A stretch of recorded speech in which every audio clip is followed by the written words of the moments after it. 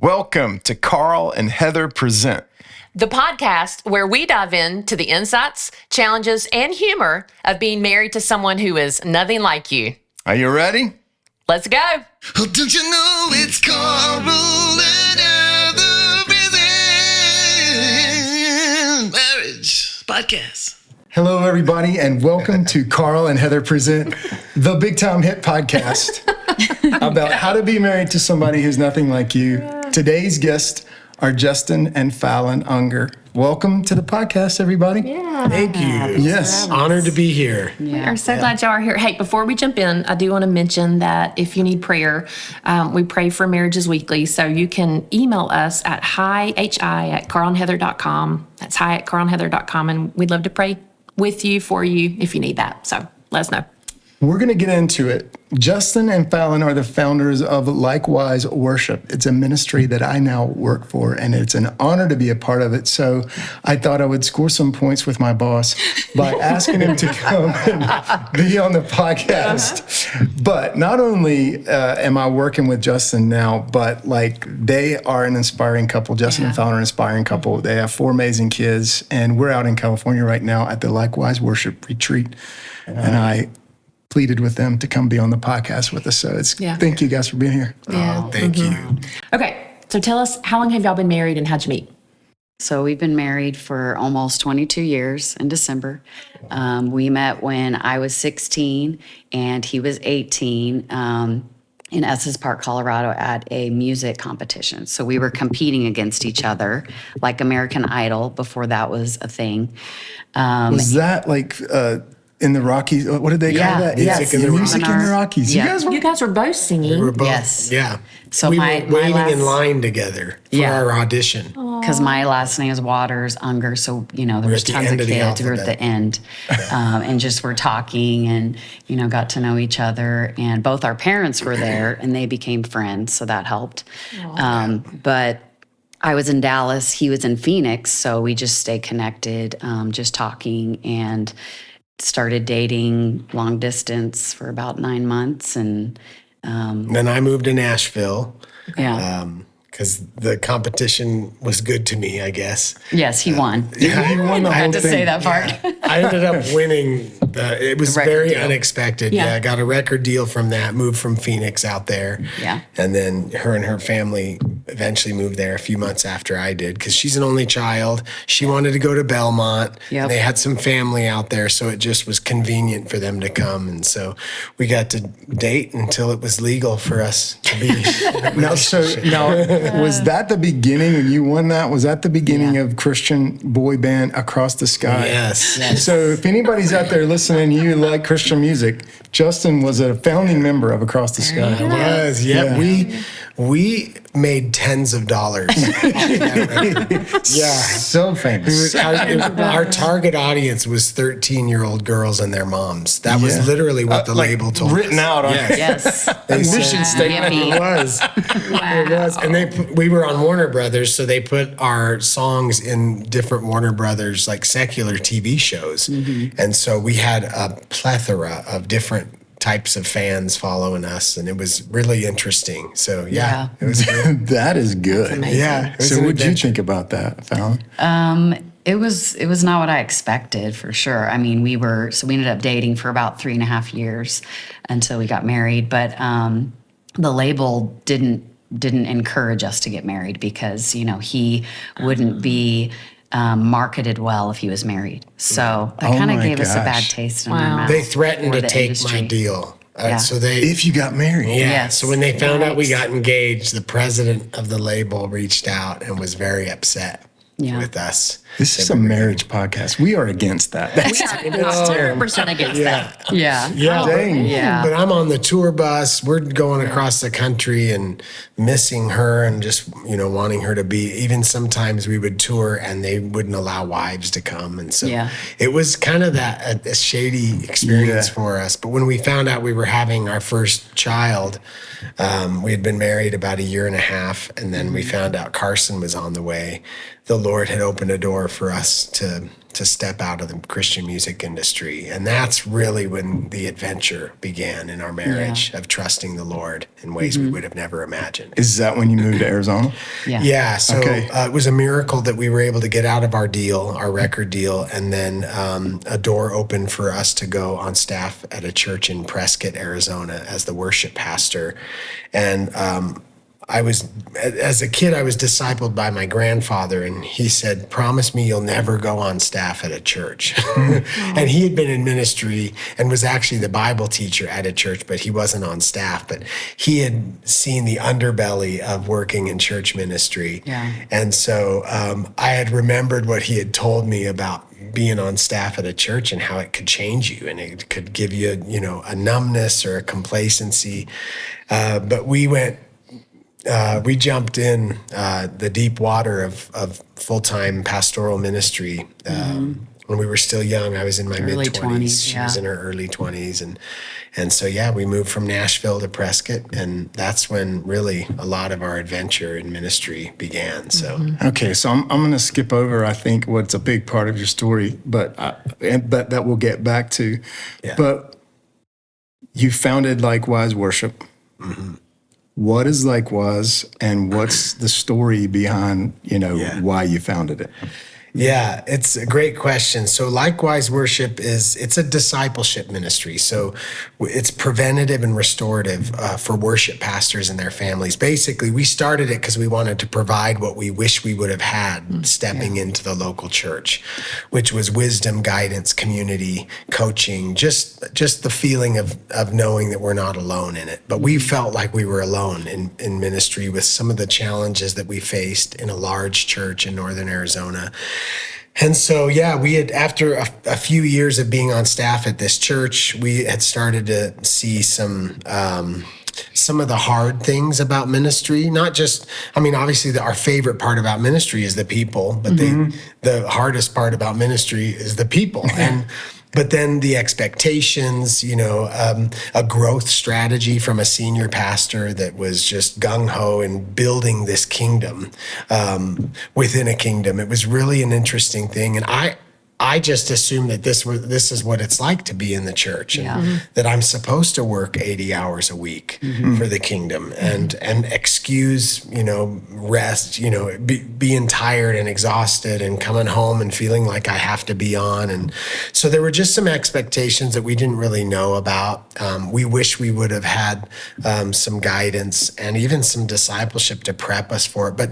But what we see a lot in our culture now and back then is a lot of worship leaders are hired because of their talent. And so me being hired at this church was because I'm a rock star coming from Nashville, and it's going to help bring growth to the church, attractional growth. Right. And so it was a growth strategy that somebody had told the pastor at this church to hire me.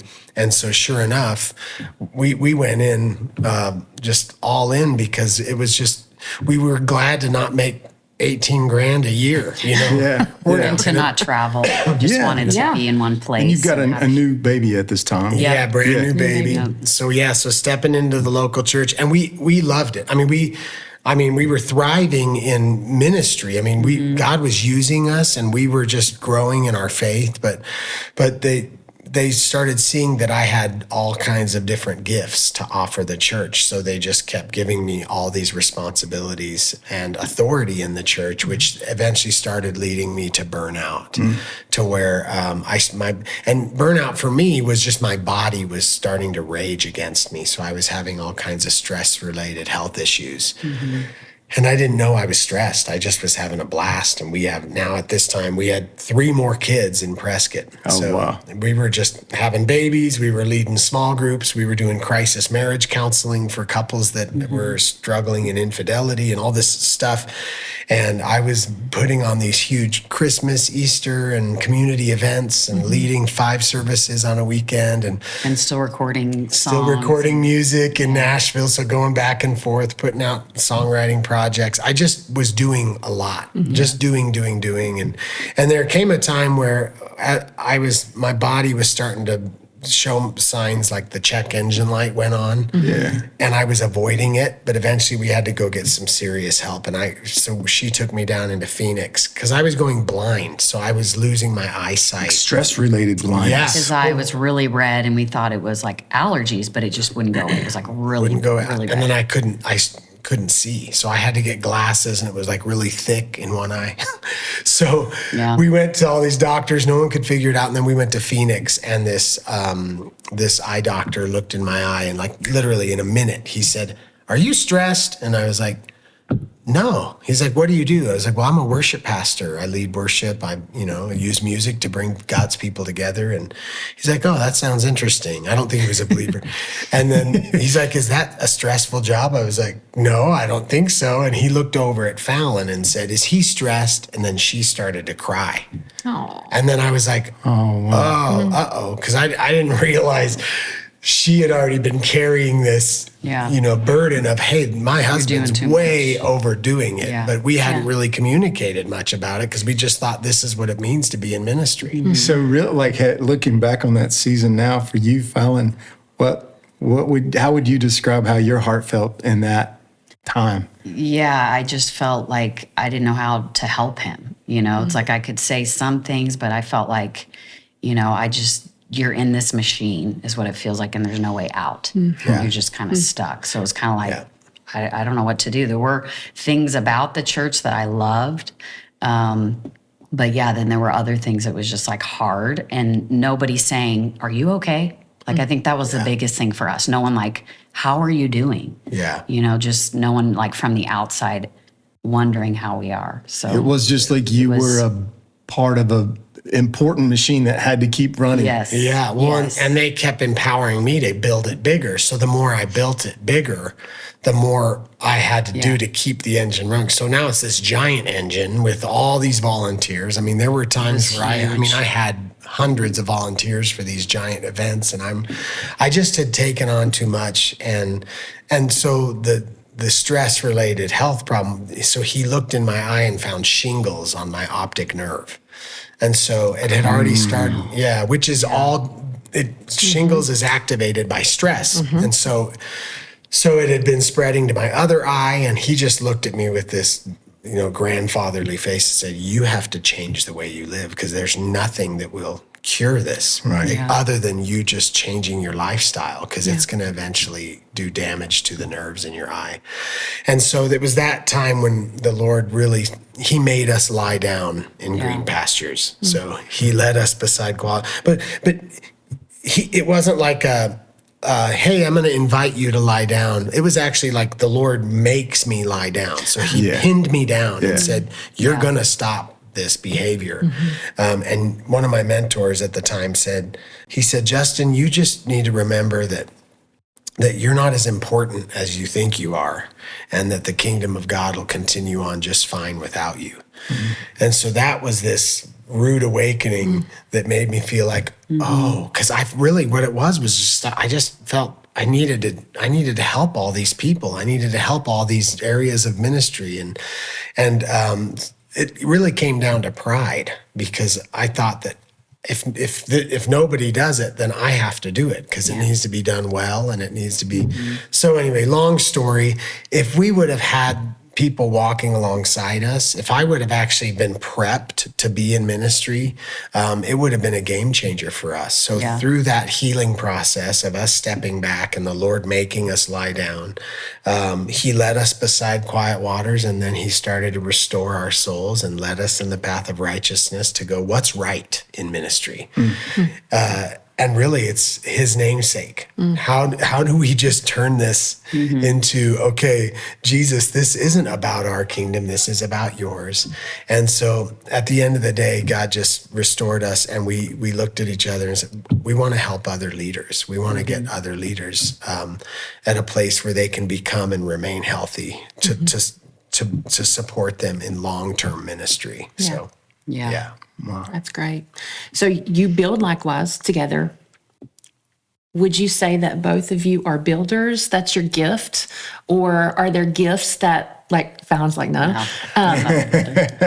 One of the things we talk about is how to be married to somebody who's nothing like you. How would you say, I think our gifts either complement or compete, and so how would you say, what are your gifts and how would you say they kind of complete or come alongside of or complement Justin? Yeah, I would say for sure I'm not a builder, I'm not creative. So I've learned to encourage his creativity instead of saying how, saying wow and just listening to him. I like that. So I definitely just I love to be home and be with the kids. I'm like a homebody. So I feel like for me, a gift for him is just to have a peaceful place for him to come home to. Yeah. But yeah, maybe an implementer where you give me a task and I'll do it, but tell me to be in charge of something. And I'm like, oh no, I don't know how to do that. Yeah. So yeah, definitely different in that way. And he's very outgoing and very more quiet. That's so cool that you said it just like that, because we always say every relationship needs a how and a wow. Oh, really? Yeah, if you got two wows, you're broke. If you got two hows, you're boring. That's amazing. Yes. So that's really well said. Definitely the how. For sure. That's funny. Well, she's also kind of the one holding the kite, She keeps me grounded, Yeah. If I'm the kite up here going, wow, and it's going this way, a new gust of wind comes, I'm like, oh, that's a shiny new object. But then, but she, obviously the Lord is our anchor, but the Lord has used her since she was 16 to really, drive this amazing desire to be anchored in the Lord. Even when we met, my spiritual maturity was lacking big time. And she was just very mature. She was an only child. She had a lot of attention of her parents pouring into her and discipling her. And I was a little bit wild still. Okay. Yeah. But then just watching her patience as the Lord, matured me and gave me, just this desire to be the leader in our home. And so it's been awesome to see how just the two different personalities have worked so well together. And I'm just so grateful for it. I could maybe be in jail if it wasn't for her. I don't know. One of the things that I'm sort of observing as we talk and hear your story, it's it went from you're doing a bunch of stuff to the Lord pulling you back. And then from that was born a ministry that empowers a bunch of different people to do what you were at one time doing alone, which is a very beautiful thing. Now, a group of people that I see you empowering a lot, you have incredibly impressive kids. Yes. You got 4 kids that, they are all around likewise. I've gotten to know them and see them and spend time with them. Thank you. What are you doing with your kids to help them find their way as unique individuals while at the same time preserving some values that are important to your family? Every kid is different. And you don't want to snuff that out. But at the same time, your family, you have values, you have a thing that you're doing together as a family. How do you help them to be individuals and also hold these core values and things like that in your kids? What are you doing? It's working. It's working.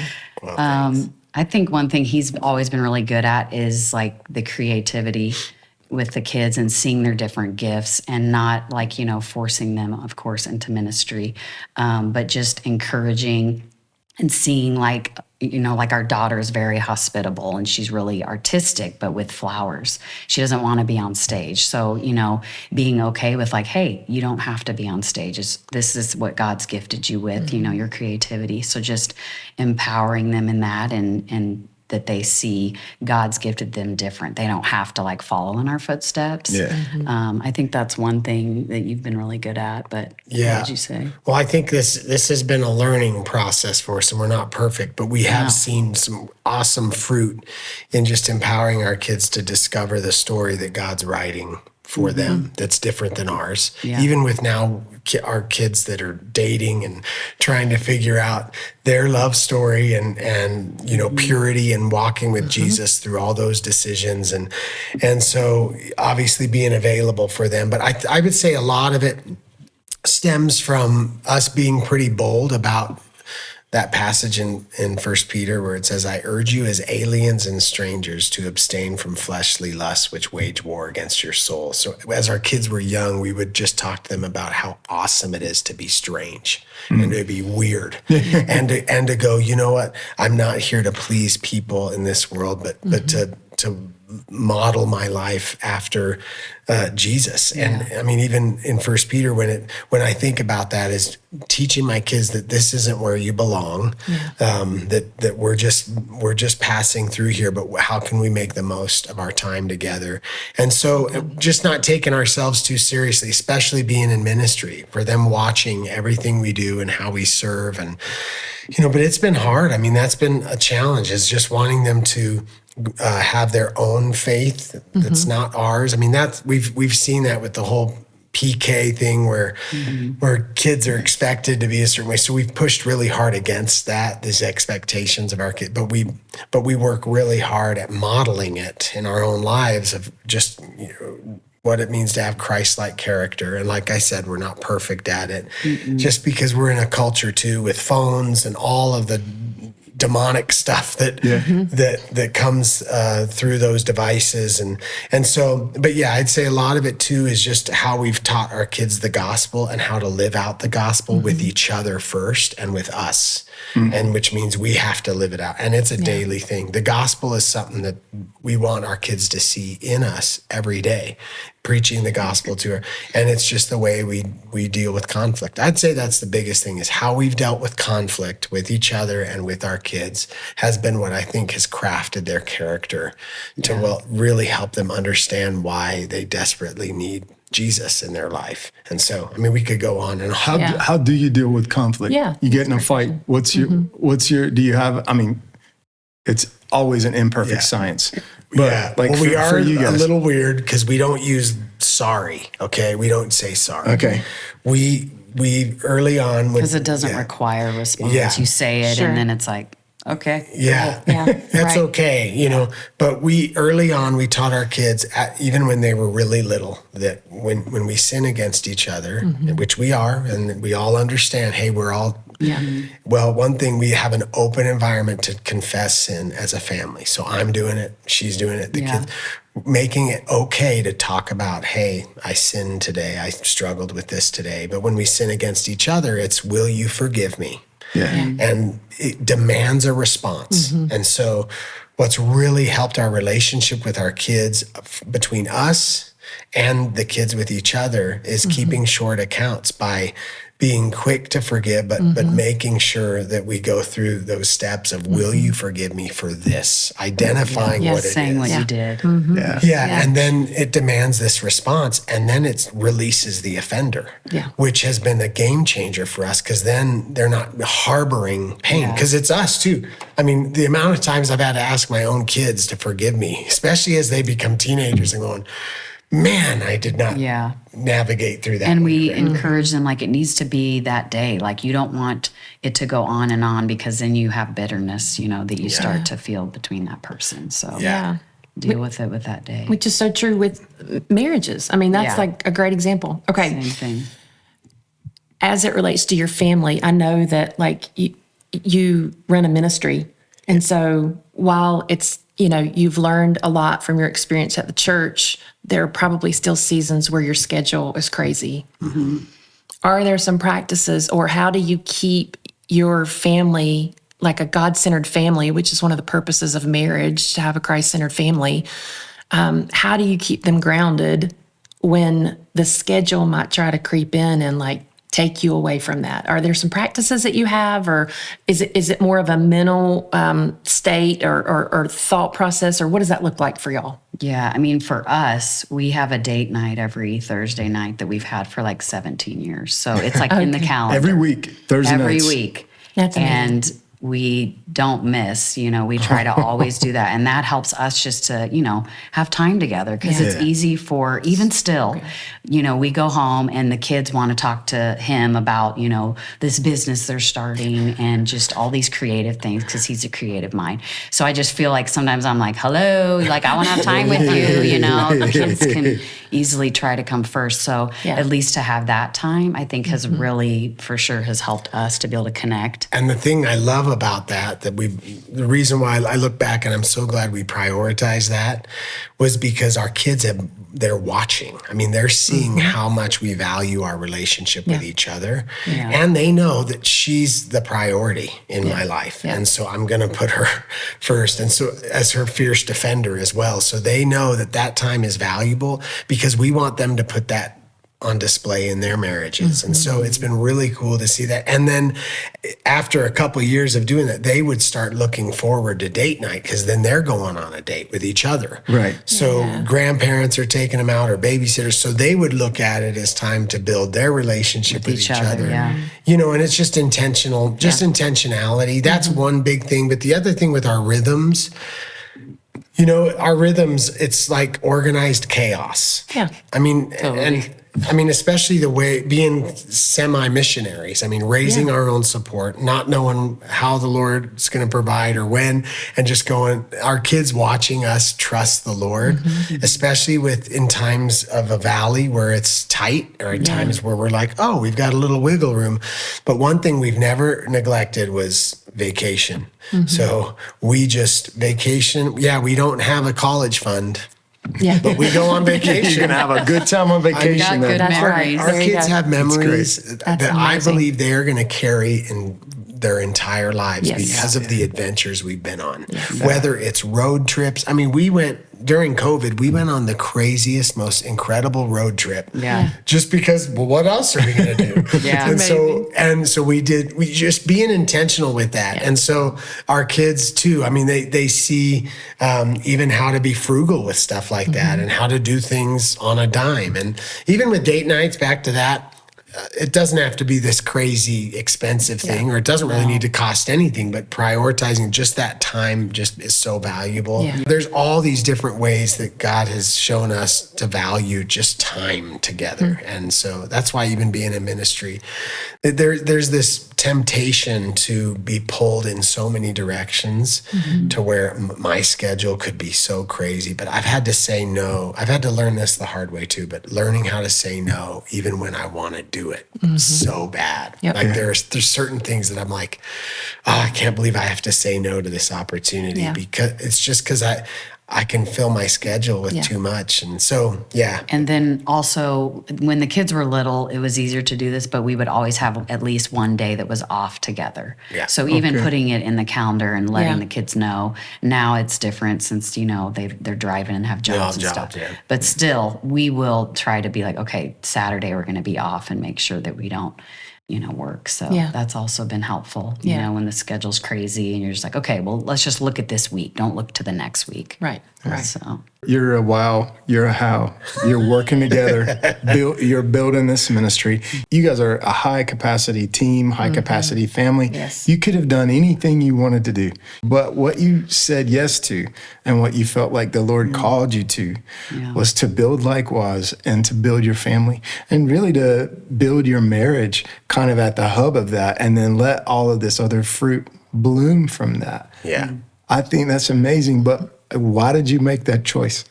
It's funny because my oldest son asks me that all the time, even though he knows the answer, because he's more logical. So he is a little less adventurous than me when it comes to, Dad, you could have had so much money. Like he's done research and studies on, if I would have stuck to, the Nashville thing, and all this artist stuff as a songwriter, he's like, why didn't you do that? It's confusing to him at times, but just fun to talk to him about that. But I think part of it was just this journey of trusting the Lord with very little, and going, Lord, you can trust me with very little. And then him going, okay, well, now can I trust you with this? Can I trust you with this? And I'm always the guy that if you tell me that I can't do something, Game on. Okay. Game Good on. to know. Doing it.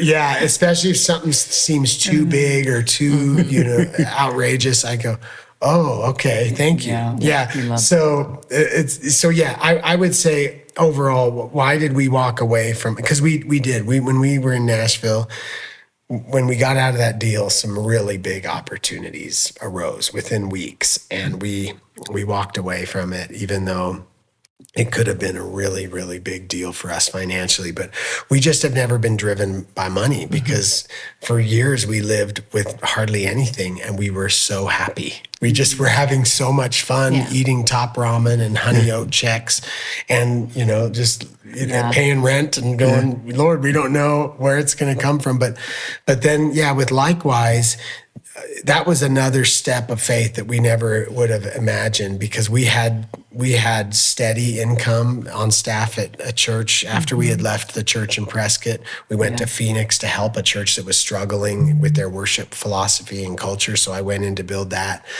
and it was really comfortable. But when I'm comfortable, I start getting really bored, like antsy. Yeah.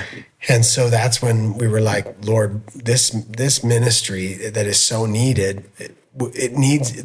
we've got to do something about this crisis. We started seeing the stats going up of the tenure of worship leaders being, 1 in every 3 are going to walk away from church ministry this year. And that bothers me. And then 40% of worship leaders leaving the church every year, 1 in every 5 struggle with suicidal thoughts. It's like, that bothers me. And then knowing what they could be going through, because I've been through it, I'm just like, I got to do something about this. And so, when we stepped into full-time support raising and being kind of like missionaries and saying, Lord, here we are, send us wherever. We even had to prep the kids. Lord, like the kids understand, like, we don't know how God's going to provide. And we're actually going out to Orange County to take this ministry to the next level, because the crisis in Orange County was so crazy that we just prepared our kids that, hey, there's a cultural shock that's going to happen when we get there. All your friends are going to have awesome stuff, and you may not. And so just getting our minds wrapped around what it means to trust the Lord with a little, and then he's just slowly continue to provide. And to answer your question, we could go on all day, because there's just so much to it. But ultimately, this was just this journey of faith for us, and we're still in it. And our kids are watching us navigate through, trusting him for our daily bread.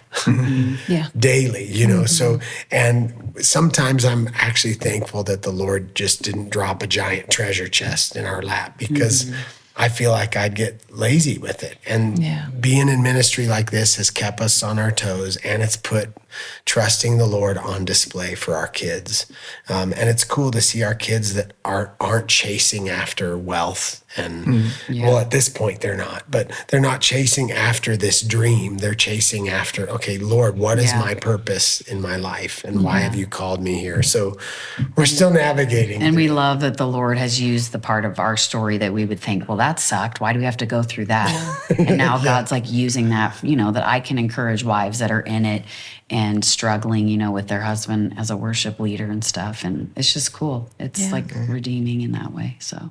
Well, you guys are an awesome couple. I'm so glad that we're friends and that we get to know each other. And I'm so glad to be a part of, both of us are so glad to be a part of what you're doing. Thank you. So you guys are the poster children for our catchphrase. We always say at the end of every episode, together on purpose. So let's say it. But wait, before we do, if somebody wants to support Likewise or find out more about Likewise, how do they do that? Yeah, so you can go to likewiseworship.com. And so that walks you through just the premise of why we exist, what we do. There's ways to give. We the whole ministry is funded by generous donors who love worship, who believe in the heart of worship for the local church and its leaders that need to be healthy and sustained. We call it worship pastor insurance because we're all about helping leaders become and remain healthy, and not just the leader, but their spouses, their marriages. When their homes are thriving,